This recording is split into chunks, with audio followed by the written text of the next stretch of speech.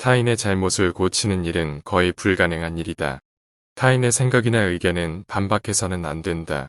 타인을 불합리한 생각과 허무함에서 벗어나게 하려는 것은 비록 구약성서에 나오는 이처럼 오래 살아도 그 목적을 달성할 수 없을 것이다. 또한 타인과 이야기할 때 아무리 호의를 가지고 말한다 해도 상대방의 잘못을 비난해서는 안 된다. 타인이 감정을 사기는 쉽지만 그 잘못을 시정하기는 매우 어렵기 때문이다. 만일 타인이 차마 귀로는 들을 수 없고 전혀 이치에 맞지 않는 말을 하더라도 개입할 필요는 없다. 단지 그가 서투른 연극을 하고 있다는 것을 알고 있으면 된다. 이 세상에서 진리나 교훈을 전하려는 사람이 혹여 자기의 임무를 완수했다면 그것은 행운에 속하지만 대부분의 사람들은 그 과정에서 오해와 푸대접을 받거나 아니면 저항과 학대에 시달릴 수밖에 없을 것이다. 그러므로 자신의 의견을 타인에게 납득시키려면 열을 올리지 말고 끝까지 진실하고 차갑게 설득시켜야 한다. 자기 의견을 말하면서 열을 올리면 듣는 사람은 그의 말이 지성에서 나온 판단이라기보다는 관철하려는 의지에서 나온 것이라고 생각하기 때문에 더욱 받아들이려 하지 않을 것이다. 그러니 차갑고도 냉철하게 자신의 의견을 상대에게 전하라. 절교한 친한 이하고 화해하려 하지 마라. 로마의 격언 중에는 천성은 아무리 쫓아내도 곧바로 되돌아온다라는 말이 있다. 인간이 태어날 때부터 타고난 고유의 성격과 개성은 절대 바뀌지 않는다. 3살 버릇이 여든까지 가는 것이 아니라 타고난 성격을 무덤까지 가지고 가는 것이다. 인간은 자신의 고유의 본성을 결코 잃지 못하는 법이다. 인간은 이처럼 내재적인 본능의 지배를 받는 것이므로 똑같은 상황에서 똑같은 행동을 되풀이한다. 따라서 어떤 이유로든 한번 절교한 친구와 화해하려는 것은 좋지 못할 것이다. 그 친구는 훗날 똑같은 상황에서 똑같은 본능을 되풀이할 수 있기 때문이다. 그때 가서 그럴 줄 몰랐다고 말하거나 배신자라고 비난해야 소용없다. 사람은 일단 이해관계가 바뀌면 태도가 달라진다.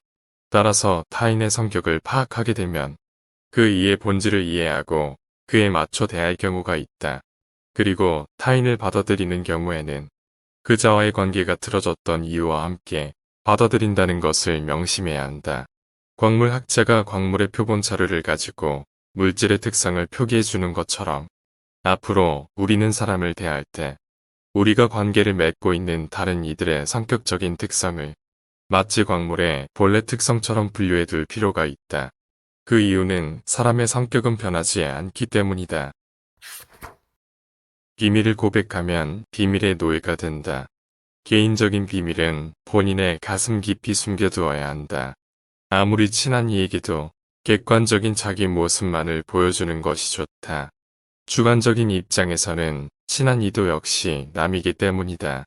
만일 우리가 친한 이라고 해서 모든 비밀을 말해버리면 나중에 뜻하지 않은 피해를 받을 우려가 있다. 옛부터 과묵함을 처세술의 근본으로 삼은 것은 그 때문이다. 아라비아의 격언을 보면 삶의 지혜가 담겨 있다. 적에게 알려서 안 될 일은 친한 이에게도 알리지 말라.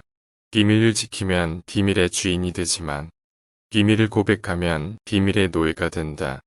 그리고 평화의 열매는 침묵의 나무에서 열리는 법이다. 살면서 일을 시작하고 최선을 다한 후 실패한 경우엔 그 다음은 깨끗이 잊어야 한다. 사람의 일이란 늘 위험과 착오가 곁을 따라다닌다. 우리는 불행한 일을 당하거나 자기가 하는 일이 좌절되면 이렇게 될 줄 몰랐다거나 그렇게 하지 않았더라면 이 정도까지 되지는 않았을 텐데 하며 후회한다. 그러나 그런 후회는 본인 자신을 본인 스스로 고문하는 짓이나 마찬가지다. 그런 경우에는 이스라엘의 다비드 왕을 본받아야 한다.